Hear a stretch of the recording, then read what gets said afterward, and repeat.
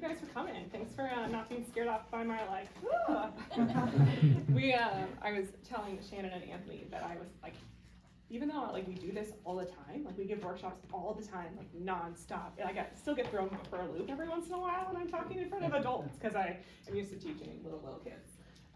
So thank you for coming. We didn't really get a chance to, I was supposed to keep it at 15 seconds, so I was like trying to keep it at 15 seconds, you know? Oh my goodness. So we didn't really, each slide was supposed to be 15 seconds. So we didn't really get a chance to like, tell you a little bit more about who we are. So I thought we, each introduce ourselves a little bit more in depth. So Shannon, do you want to start? Oh, you start. Okay. So I guess I'm Meaghan Crowley-Sullivan, and I'm the curriculum and professional learning developer for our team. I have always taught in kind of non-traditional educational formats, which is kind of unique for a teacher oftentimes. So my very first entry into the school as a teacher, I went through traditional experiences as a student myself, but as a teacher, my very first introduction was an expeditionary learning school. So it's highly project-based learning, very, very intensive PBL type stuff. A PBL unit is typically like 2 to 3 weeks. We would do 12 to 15 week-long PBLs. So there was a very intensive, different type of learning, but I still absolutely loved it, but I was living far away from home. So eventually I made the transition to move back to San Jose, where I'm from, and we were starting blended learning. So Susan was starting blended learning. I worked with Susan in San Jose. And we were part of like that initial rollout of blended learning, where you're a brand new teacher. I was there for year 1. So I have that unique experience of having been a teacher with my colleagues going through this, where you're starting fresh with all of this, and you have different levels of resistance and different levels of what in the world are we getting ourselves into. So I became very passionate about that, and also at the same time very passionate about poor professional development. Very, very much like, it took us 4 workshops until someone defined blended learning. Like defined it at all. So it became something I really wanted to like get involved in, is like, how do you support teachers and attend something that they want to come to and want to leave having learned something. So I got really passionate into that and went back and got my master's in administration, where I met Anthony. It's like college to the whole room. Anthony was my executive coach as I was learning to be a principal. But I ended up not going the principal route and joining Shannon's team to work as a program coordinator for a while, and then I transitioned to curriculum, which I love. So Shannon, go ahead. So my journey's a little different. I'm a cradle Catholic, and went all through Catholic school. It was not for me. So the fact that I'm even here right now is kind of funny. Because I was the troublemaker. So I was the kid in your class that orchestrated, like, everybody stand up when the teacher turns around. And, I was always in the principal's office, and she just kind of laughs and like, I don't even know how you're working in this space right now. I went into business, owned a company, and thought I'd be, rich. And then God called me in a different direction. Had a couple kids and just really felt like I needed to be doing something else with my life. Ran a swim school for a while, teaching babies how to swim and all that kind of stuff, and that was great until I ended up in education. So got my master's in Catholic school administration at LMU, and my first degree is in business. And when I was at LMU, when I was teaching in the classroom, I was teaching at a Catholic school, and I was teaching at a very privileged Catholic school, this kind of like what feels like this one. And then I started going out into the community and realizing that not all Catholic schools were like the one I taught at or the one I went to. And I realized there was a bigger need. And as I began to go through my program at LMU, I began to realize that not everybody knew about technology. I was teaching technology in a K-8 school, and I was also teaching math. And we got paired up with kind of some other schools, and we were supporting them, and that was really like, what? And how, what do you mean? Like, we have all this stuff that's sitting in a closet, but we can't give it to this other school. Like, I didn't understand like what was going on. So when I graduated with my admin, I had a surprise third baby.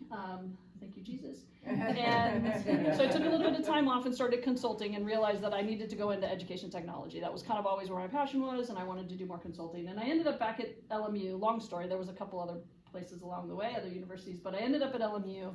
I convinced them somehow to hire me to be an instructional designer. We launched some online programs, and then I started getting side gigs to do consulting on technology integration. And the university found out, and they were like, what are you doing? Start that for real. So we were able to get about $1 million, just a smidgen under $1 million grant in 2014 to work with 3 schools and a blended learning initiative. And that was kind of the start of the iDEAL Institute at that time. And we started out with me, and then I hired who's now my associate director, Greg, and that was in 2014, 2015. And we had 1 school in year 1, and then we had 2 schools in year 2, and then you saw where we're at now for about 45 schools, give or take. So we've had a great journey. I've been able to hire, there's 9 of us now on the team, and we've kind of come a long way, and I've hired really great people. Met Meaghan at BLiCSS number 1. And I recruited you at BLiCSS number something else, so. Been able to really find some trajectory of life at BLiCSS. Yeah. Yeah. So we're really excited to kind of share. We're really proud of what we do. We have, very similar to Alan was saying, we have still so much room to grow and learn, and we hope you guys share all your knowledge and wisdom with us too. But we're excited to share what our team does.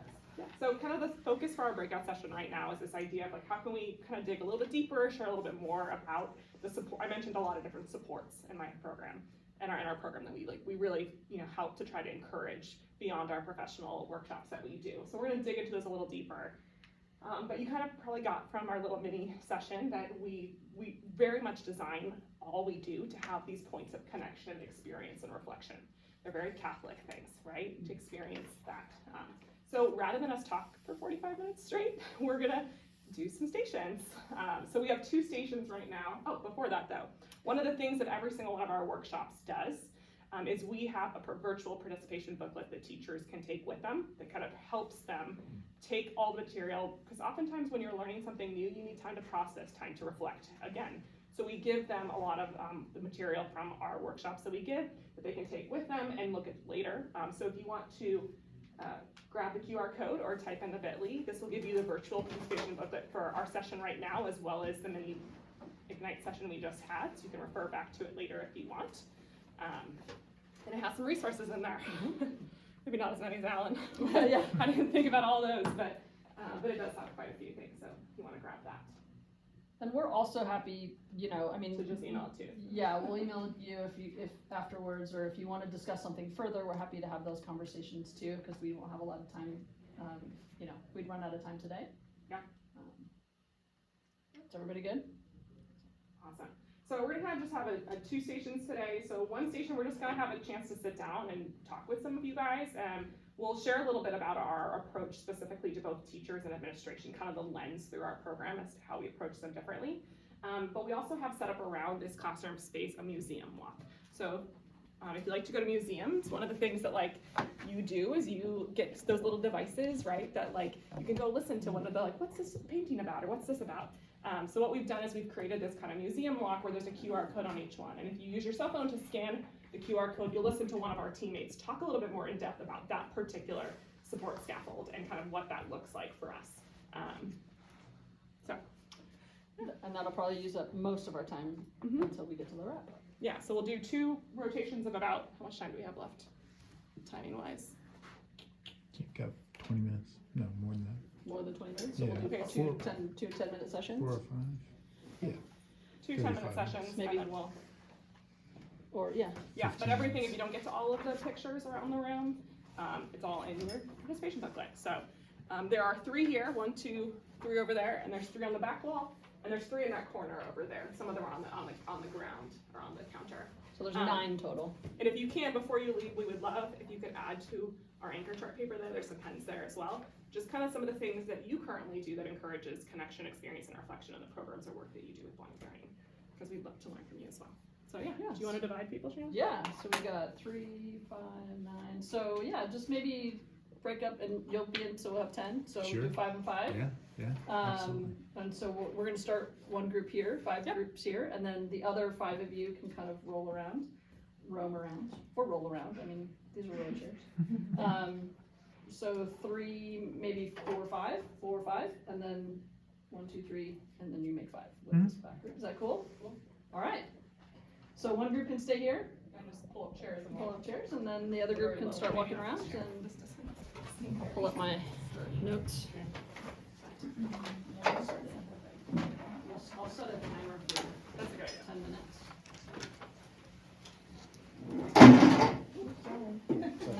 So aggressive. No, you're okay. Half an hour? Okay, so we'll do 10, 12 maybe, and then, Oh, okay. perfect, so we do, Yeah, we got plenty let's of do time. that. 15? You want to do 12? Let's do 12. 12, okay, Yeah, 'cause perfect. I still wanna finish with, talking about some of the challenges we're facing. Oh, no, go ahead, Shannon can pull that blue chair up right there. Shannon, I'm gonna have you start with talking about admin. Okay, well, I gotta pull up my slides. My head, my big old head will be fine. It's not a slide that needs to be. It's not a slide. Get wider. This is the only slide, so, thank you. Let me just pull up my slide deck. So I got my speaker notes. So, using kind of the same, structure, I'm gonna talk from an admin lens, kind of how we do things, and kind of our approach. So, we start with connection. The first thing we do is we make that connection with the leadership. And that's usually myself going and really asking them, what is your vision? Like, how do you see this implementing change in your school? I really get to know them and their school. I try to find out what the problem is that they want to solve, because usually there's some type of problem. I need test scores to go out, right? It's usually the problem. Right. I said I was doing this in WASC. You know, those kinds of things. And then I asked them, what kind of change do they want to see? Like, what would this look like when it's fully executed? What is your vision? A really strong principal will have an answer to that, and other principals will say, I'm being told I have to do this, right? Or I don't really know. I just know that I saw something, or I went to a school that a WASC visit and that kind of stuff. The other thing I ask them is, are they committed to the 3 years that it's gonna take to implement this and beyond? That's a good question. Because this is a culture shift on their side, Yeah. right? And so we want them to really be able to kind of focus on understanding what this culture shift is gonna be, what does this mean, what are the expectations? I ask about distributed leadership. Do you have any rising stars? Do you have somebody in your school that can kind of take on a leadership role here? And that's really important. Key to success. One of the things I would have added to this slide would be like the keys that we've kind of seen success with. And there's a strong teacher leader in place, someone who can kind of Boots on the ground. yeah, and be like someone who can initiate buy-in, and someone who can like talk to the teachers who's on a teacher level, not an administrator level. That really helps with the staff buy-in, and makes it feel less like a top-down approach. Yeah. In that space. So, that's huge. And so we've seen strong teacher leader, strong principal, keys to success, long-term success. And the last thing with connection is we talk about, cohorting. So connecting with other schools in the network. So Meaghan said that we try to network, all of our schools on a cohort model. We do have some exceptions, some that are just geographically unable to cohort. But for the most part, we try to connect them either virtually or geographically with other schools. We have one cohort that's in LA and Oakland at the same time. Yeah. Because they have the same professional development day, so they get to kind of. Collaborate together. So that's really critical because oftentimes in many of these smaller Catholic schools, they're all alone. They're the only teacher in their grade level. And they just don't have anybody else to talk with about their challenges or information. So we really try to make sure that we allow for opportunity for them to collaborate. And that has to be, again, a priority for the principal. When it comes to experience, we try to make sure that they, it's an expectation that they'll attend every workshop. We know that's not a realistic expectation, but it is a pretty strong expectation because they have to do the follow-up work. If they don't come to the workshop, they don't know what we're saying. It's kind of like, well, you know, and we realize that principals are called in many different ways, but it is the expectation that they kind of follow up if they can't make it. Because, believe it or not, we have most principals have needed to be in the classrooms more and more. And so if they don't understand what we've been teaching, and now they're put into a classroom post-COVID, and they've got a sub, maybe a long-term sub. I mean, how many of our principals have died in the classroom? I would say the majority of our principals have been in the classroom longer than they've ever been before. They now have the tools, you know, and the equipment to do that. And the ability to articulate it out to stakeholders. Right. To market it, to encourage enrollment for that, you know. Absolutely. So they're also tasked with creating this environment that supports the experiences of a learning learning classroom. So that means walkthroughs, check-ins, in between workshops, they're asked to do some follow-up work. We ask that they make sure their teachers have release time. so that they can go see other classrooms in their school, collaborate, in between workshops and to kind of do that work, and then making sure their teacher leader has time to do the work that they need to do with, as far as coaching and support. Our admins and our teacher leaders, Meaghan mentioned, are part of a blended learning network that's unique to them. So they are always invited to be part of the PLC in perpetuity, whereas Oh, that's cool. just a teacher who's not a teacher leader or a principal is not part of those extended networks beyond the 3 years. That doesn't mean we don't support them, they still reach out to us, and we still obviously help them. For coaching or stuff For like that. coaching and anything For like PLC that. work, it's separate. We try to do intense PLC work, and that's in kind of perpetuity. And our cohort of teacher leaders goes back, we're on cohort 7? Right.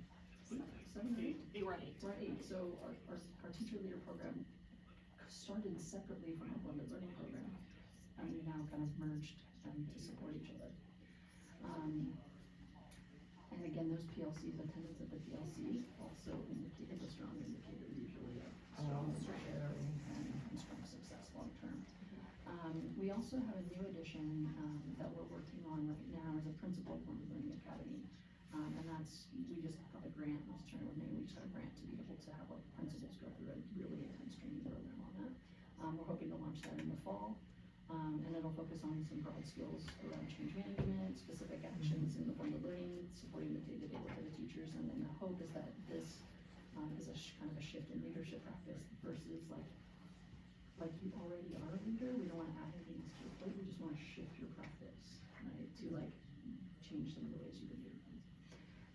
So then moving into the reflect one, in the spirit of lifelong learning, which we are, reflection is key. Meaghan said that in her opening. So principals are asked to reflect really regularly during their 3-year journey. We during those PLCs specifically, but also they're encouraged, strongly encouraged. Mandatory is a strong word, but they're strongly encouraged to sign up for coaching sessions with the leadership team, and that's really Meaghan and I. We're the only two that have the admin credential degrees, and so we typically coach the principals in the spaces. On blended learning. On blended learning. We're not like helping them like, you guys are back in. We are helping them like Focus supporting our around blended teachers. learning. Sometimes we cry together, sometimes we really do, and oftentimes if it's not about blended learning, they'll come and talk to me, and we just kind of, we're just sort of like a counselor sometimes. Yeah. And that's sometimes what we need to do to get them through.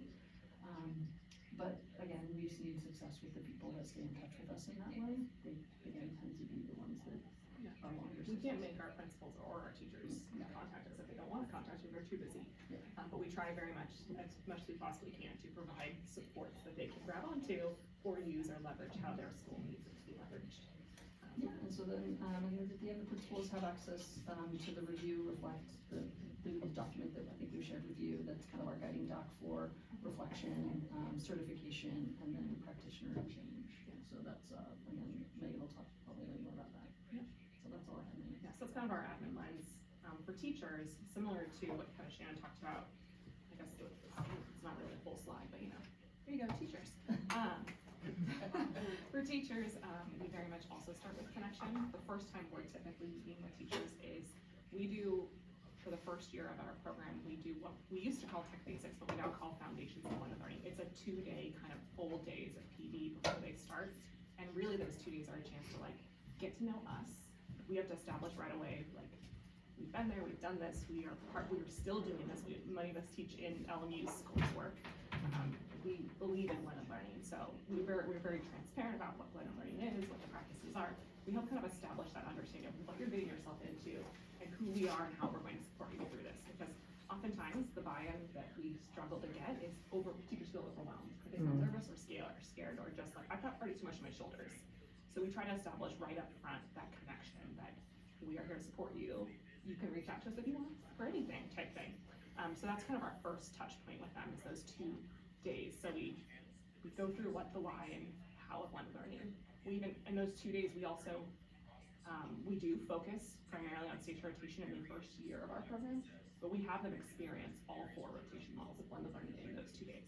So they physically experience a flipped model lesson, they physically experience a play lesson model lesson.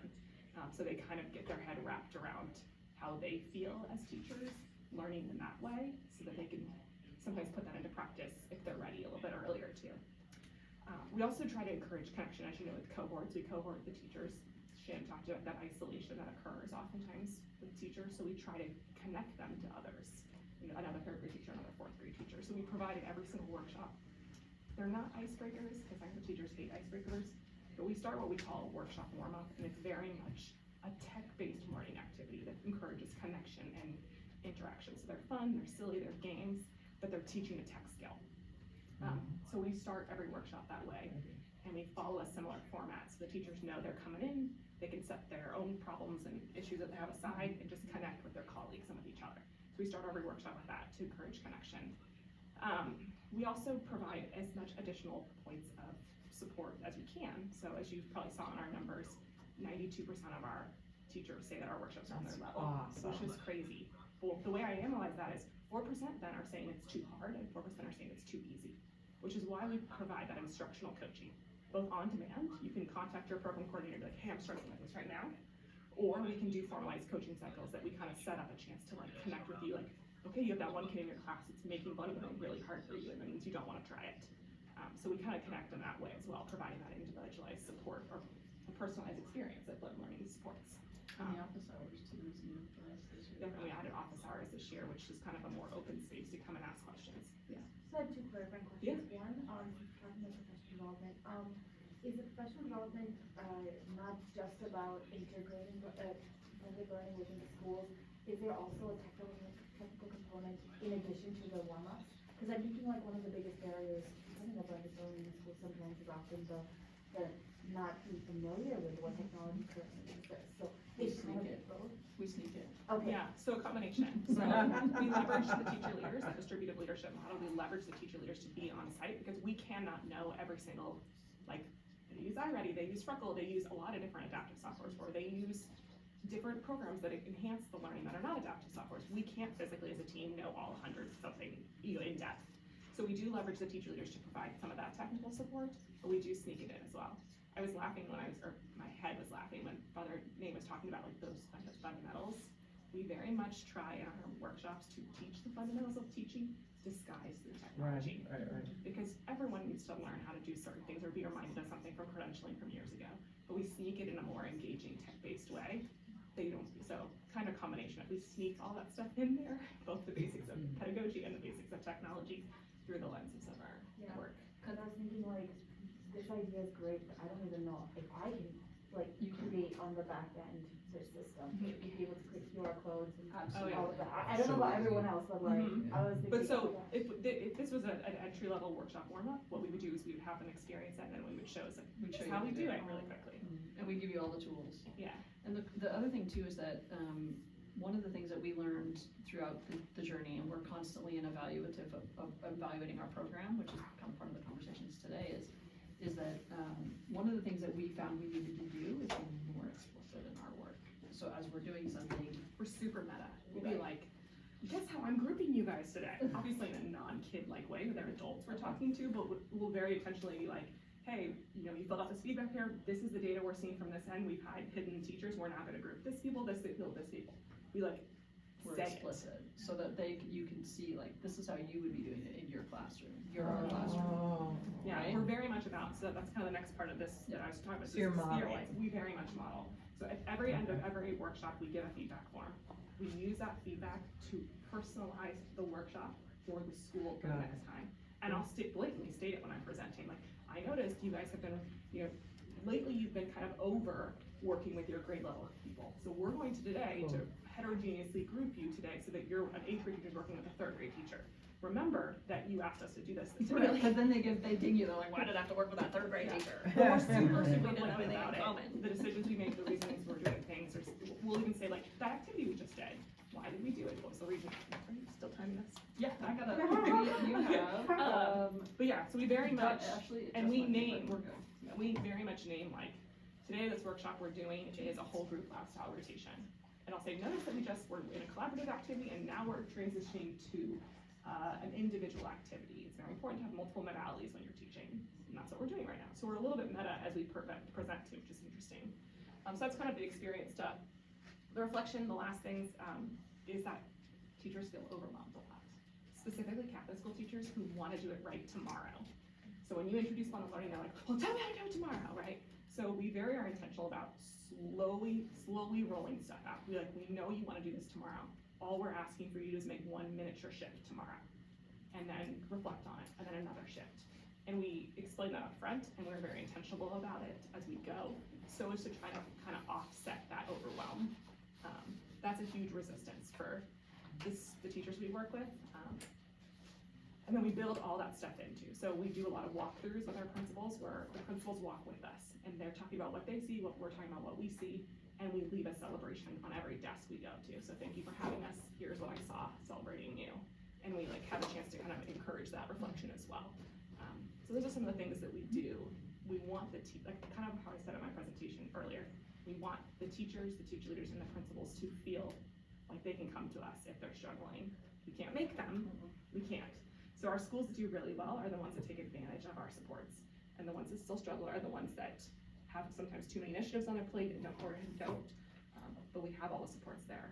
And you can see, like, when we do a workshop, then there's a principal expectation that happens in between before the next workshop. So we send them out a guide, it's called the leadership guide, and it says, this is what we talked about, this was the learning objective, these are questions you could be answering, this is what you should be saying in the classroom after this, these are conversation starters that you could have in your next PD. Like, it's a guide that happens that their leader. We ask the principals to, because there's a lot of research that shows teachers need time and space with materials and devices and learning. So we ask the principals to not just go to a workshop and forget about it until the next ideal workshop. Right. We ask them to find time and space at a faculty meeting to refer back, to encourage collaboration, to encourage reflection, but we give them the resources. Right. Like, we don't have time as principals to be coming up with all that stuff, so you partnered with us, use what we have for you if you want to. So that's our time. So, yeah, hopefully that was helpful. Do you have standards like that, like, so when they're meeting with you to talk about the program, do you go through like, these are the criteria, the things you have to have in place to, like, we already know for you to be successful? Like, if you're not willing to do these things?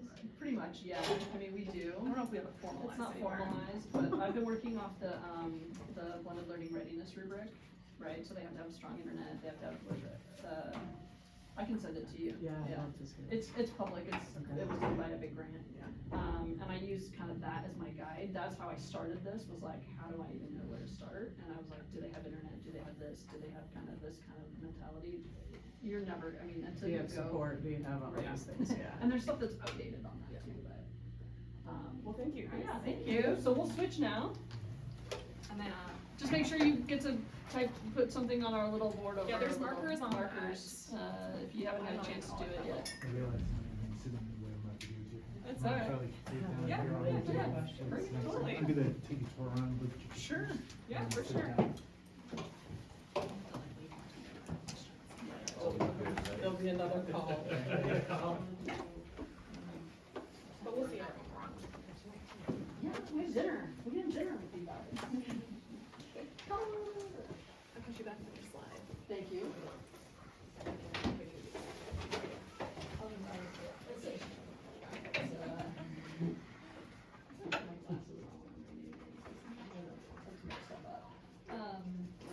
So, how did you like that?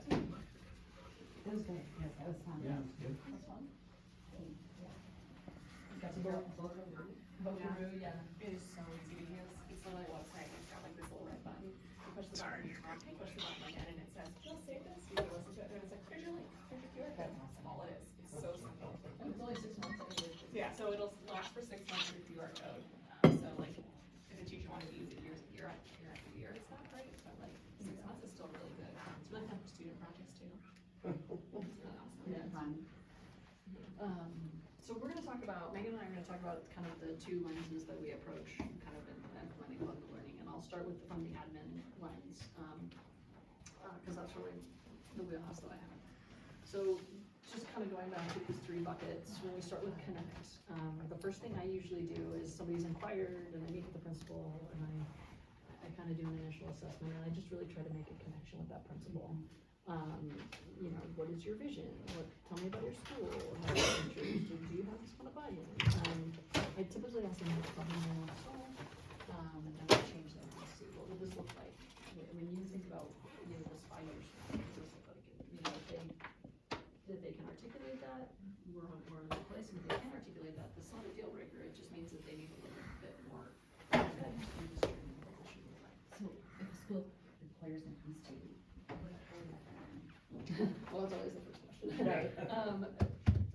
That's kind of varies. So sometimes we have grant funders, private donors, we have a couple that are sponsored through the religious organizations that support them. Right now, the majority of our schools are funding through EAMS dollars. So we're pretty much set till 2025. Right. We can employ our staff through 2025. So that basically means Shannon gets a timeout and I get to breathe for a couple of weeks, and then I don't have to go find more funding for a few days. So that's typically, I'm assuming they have funding. Yeah. So are they all across the country? Yeah. We do. Okay, yeah. Mainly in California, but we have some schools in Arizona, we have 13 in Arizona. We have a school in Denver, Wow. we have schools that are trying to work with us next year in Florida and Detroit. Primarily K-8 schools? K-12, so we actually do high schools too, so there's a I'll talk school. more to you about that. Yeah, we have an Indian reservation that's coming on, that's a K-12. Okay. Yeah. Do you work with any schools here in Minnesota? Not yet. So I'm in Michigan, so we're. Not yet. We're in Detroit. Oh, yeah. Yeah. Did you just say? So we have one in Just Detroit. possibly. Actually, they're signed, Oh, they're so, signed, so yeah, next year we're, for sure. we're, in fact, I just got an email today, I haven't called them yet, so. I will call them sure today. They do.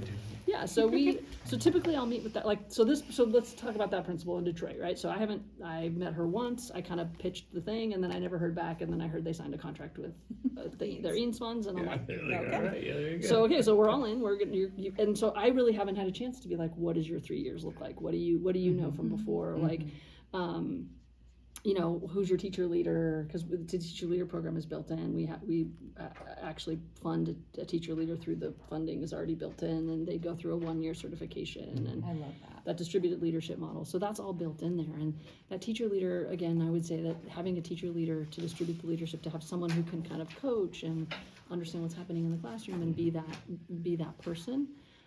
Is really, really helpful for success. It helps with the buy-in from the staff, from having someone boots on the ground that's able to kind of, I have a question I need the answer now, or my understanding of blended learning is gonna like suffer type thing. Yeah. They're there for them, because we can't be there at that exact moment. Right.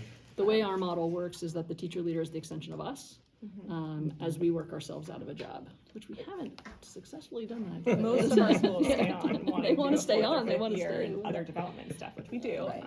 And more onboarding of that new teacher turnover that Alan was talking about too. Yeah. And then I'm sorry, and you may have covered this already, does the principal identify that or does that come organically? It's collaborative. Okay. It's usually collaborative. It's better when it's collaborative. Yeah. It's Yeah. like you're Voluntold. voluntold. It Yeah, does I not know, go it's well. not gonna work very well, yeah. No, those people have actually typically dropped out. Okay. And it's usually obvious from the beginning, and Yeah. so it's better to have and we have schools that don't have them, and that doesn't mean they're not successful, it just means it's harder. It's just harder. That makes Do you get any teacher buy-in before the principal makes the decision? Depends on the school, we try to, but not always. Not all- Sometimes, yeah. and I'll talk about that in a second, but sometimes our first contact is the first workshop.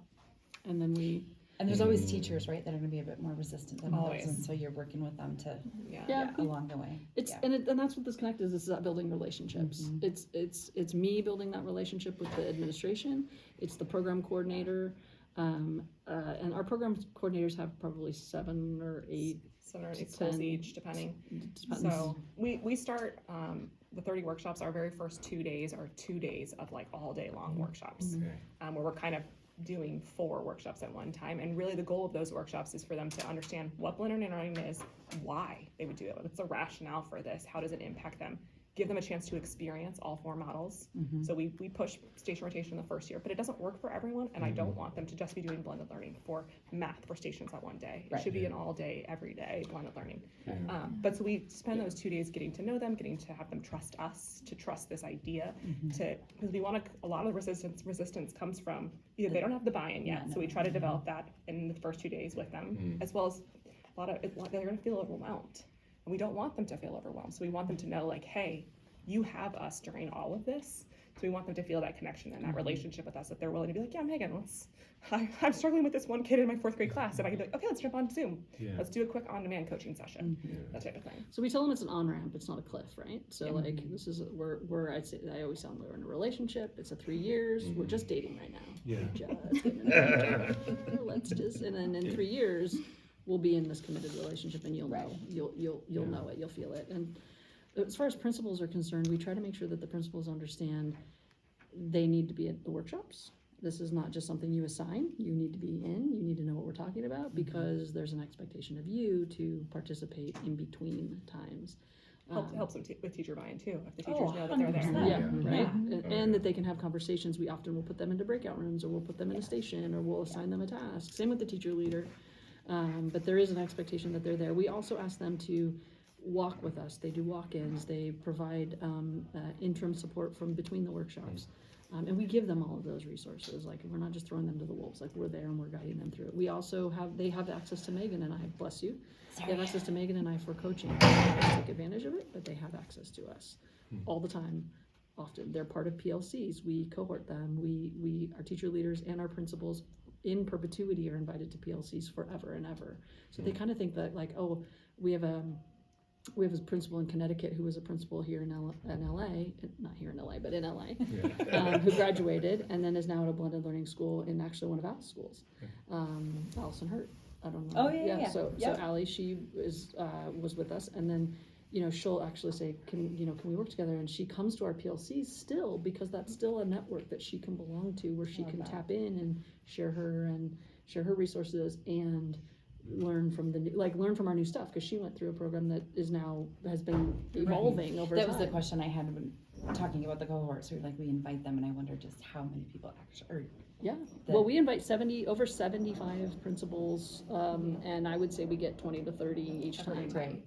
And we record all of the stuff, so if record you're on, them. and we know, because we do them on Wednesday mornings, and oftentimes Wednesday morning is mass day. It's mass. Yeah. Right. So we record all of them. They and have we know. yard duty. There was a kid that puked in the yard, Yeah, that's- we understand how difficult it is to be a principal. So, Can I ask a quick question? yeah. mhm. So, a lot of the workshops that it seems like you do are for, like, if you're brand new to blended learning.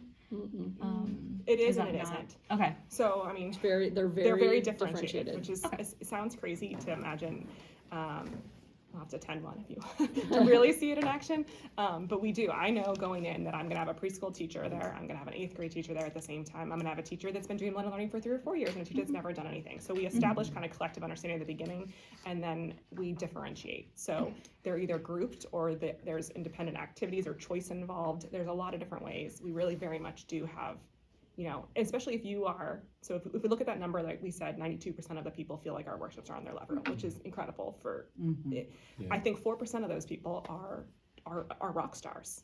This is too easy. They're our teacher leaders. They're the ones that, we're going to be the bright spots in our community. And the other 4% are the people that still struggle to maybe turn a laptop on, right? Like, they're the ones that are really struggling. So those are the people that come to our workshops, and we still have things for them. But we also leverage our teacher leaders to support the teachers that are struggling, or we give them more coaching. So it's a combination of. So our workshops are designed to help roll out blended learning to a school who's never done it before. But that doesn't mean all of our teachers have never done it before. So I was just telling Meaghan that we actually have schools in Orange County who they had gone through the Highlander Institute first, Yeah. and then one school specifically went through Marsha Kish's training, and yet they've been with us for 3 years. Like, after those two things, they've still been with us for 3 years, and they're still on their learning journey. So and they're not rock stars. I mean, I'm not, and that's not to bash anybody else's system. It's just, they didn't come in fully fleshed out with the learning. Yeah. There was a pandemic. I don't know if you heard. So there were those pieces. So, I know we're pretty much close to time, and I want you to be able to talk, but you'll be getting a copy in your participation booklet. I think there's a copy of our rubric, and I want you to know about our rubric. Our rubric meets our reflection standards for our teachers, our reflection standards for our principal. It's how they certify themselves. That one document is kind of the guiding force of everything we do. It's what we really look for in kind of success. And that I've been talking about having, like, what does a blended learning look like? It doesn't matter whether you're getting your training or my training or Seton's training. Right. There needs to be some kind of standards of what Absolutely. good blended learning looks like, and I think this document, you should be able to see these things kind of coming through on, it's pretty close to what, it's a work in progress still, but it's pretty close to what we want, and you've got a couple minutes, 2 minutes. Yeah, so just similar to principals, we really want to connect with our teachers first and foremost. We have that 2-day thing with them. We also design every single workshop to start off I don't like to call them an icebreaker because teachers hate Everyone icebreakers. rolls their eyes. Yeah, so they're not. Yeah, though. they're not They're icebreakers. not icebreakers. They are the whole idea of being able to like come together, put our thoughts Mixers. aside. Yeah. We do them to connect. So we start every single workshop with what we call a workshop warm up, and it is a fun activity that's different. It's a new thing to do with tech, basically, for our advanced teachers. Many often it's that's for them, but it's also we sneak in tech tricks. So it's not an icebreaker because you're not just walking around sharing your favorite color, but you're doing something very innovative and exciting with tech, oftentimes themed to either the month so that every single teacher can leave and implement something immediately tomorrow that was fun for them to do as well. And they're oftentimes very easily adjusted, like an 8th grade teacher can give it and a pre-K teacher can give it with some scaffolds and different pieces. So we start that for connection to get our teachers to kind of have a chance to talk and have fun before we dig into deeper stuff. We also make sure that when we do walkthroughs, we always leave kind of a thank you note and a celebration. Like, I saw this in action, you're doing great, so that they're also celebrated personally. We want every teacher, even though we're mainly working with the principals and teacher leaders and then giving workshops, we want every teacher to connect with us personally if we can. Every single one of our workshop is designed to feel blended learning and see blended learning. Obviously, not in a kid-like way. It's a very adult version of that. But it's easily to see how, like, oh, I could take this, or I could do this museum walk very, with any grade level or with my kids or things like that. And we encourage a lot of reflection with the teachers. One of the things that kind of Shannon alluded to is we ask principals to find time and space between each workshop. We don't want them to come to our workshop and be like, okay, cool, see you next time. Like, we want there to be at a faculty meeting some designated time and space for them to bring the teachers together to connect and collaborate and be like, hey, I've been trying this and it's not working. So we provide resources for the teacher leader to lead that session or the principal to lead that session, but to give those teachers another chance to pause and think about that material. Or celebrate. Sometimes there's a lot And of we cool model that a celebration. lot with, we do 6 pause and unpack workshops within our scope that specifically like review things, have a lot of fun, have like a Look silly where how far we've how come. we come Yeah. and give them like a chance to work with each other. And so we model that as well. Two things we don't want to see is, one, and Al alluded to it, the guy from the diocese is here, or the Yeah. LMU people are coming to visit. We only do blended Today's a learning blended learning day. blended learning on Tuesdays and Thursdays. And I'm like, so if blended learning, the definition of blended learning is good teaching, because that's how I define it as well. You only do good teaching on Tuesdays and Thursdays. What do you do the other days? You do crappy teaching? No. You should be able to do a variation of good teaching every day in every class. And our kids deserve that. They absolutely do. So we try to show them that we live, eat, breathe, Blended learning. sleep. And we're very, blended the other thing we didn't talk about is the explicit connection that we make Yes. from what we do when we are modeling something, how we use the data, how we drive instruction, like, what are we doing this? That's very explicit. And then how would you do this in your classroom? You teach kindergarten, what would this look like for you? Right. You teach 8th grade, what would this look like for you? You teach high school world language, what would this look like in your classroom, right? It may not be a station rotation, it might be flipped, but it might be, it's gonna be something, and you would be able to make those connections, and that's what that takeaway part is. Everybody comes away with a takeaway. Yeah. And I think we have 3 minutes, because we end at 4:05. Yeah. 4:05, so we have 3 minutes. let's, We'll transition us back We want to to- share kind of some of the challenges that we're still Yeah. facing quickly, and then if you guys have any questions in those 3 minutes. But we'll also be able to answer lots of questions throughout the next 2 days. All right, so we'll start with our challenges. So some of the challenges that we continue to find in this space is, and Al said it perfectly, is that we are trying to figure out this teacher turnover thing. So we do have a 2-day kind of boot camp. We used to call it boot camp, we don't call it anymore, but it is our onboarding for new teachers, and we do that every summer. We offer, I think, it 4 or 6 times. Problems that we have, teachers aren't hired until 3 weeks into the start of school, so we can't capture them, and Or they have a lot of other things that they're, like the ongoing Diocese, on the diocese, yeah. they can't come to our 2-day session. so even though we start those in July, Contracted it's not contracted yet or whatever. So we're still trying to figure out that piece as well, and how do we onboard teachers who are in year 1, 2, or 3? How do we onboard teachers of a school that's passed, graduated? So those kinds of things, we'd love to talk more about, brainstorm and figure that out with you guys and kind of how you might be doing that work. We are building the admin, the administrator, blended learning academy, the principal blended learning academy. So that's kind of how we're trying to figure out how to support our principals on our network. But we still wanna continue to figure that out, because principals are so overwhelmed right now. Yeah. It's just out of control, so how can we support them in taking some of that work off of their shoulders? In a way that, you know, is accessible to everyone, because our principals all come at different levels Right. of experiences and strengths and weaknesses. Oftentimes they're brand new, and so they're going through diocesan training, or we have an onward leaders program, and so like, there's just so many variables. So I think the academy is going to help. We have principals who have graduated the program that are helping us write that with Meaghan and I, so again, it's a conversation that's still happening and ongoing. And then the other one is, we do work with high schools. So we've typically all been K-8 classroom teachers. We are working in the high school. This is our we did high schools a long time ago before you were hired. And then we were like, let's pause on that. They had other issues. We learned that it wasn't us, it was them, but it was still a little scary. So now we're back into the high school setting. We've moved, we're transitioning our materials. What high schools need is very different Right. than what a first grade teacher needs, right? So- So we've rewritten our scope, and we're in the process of rewriting that right now. And we'd love to continue to have conversations with you guys that are working in the high school space, because those are ones that are still challenging for us, so yeah. Any questions or things we can answer at all? Yeah, do we have a transition time? Yeah, so we're gonna meet back here in about 10 minutes. Okay, At so so 4:15. that's the end of our presentation, right? So we had just, if you guys have questions or comments or things that we didn't cover that you want, if you need stickers. Yeah, we got lots of stickers. Please take one. I think I handed some out earlier. You need a sticker? You don't have to take it. There's I'll take no it. obligation. The city, you work hard on them. Yeah, we did. Thank you. We're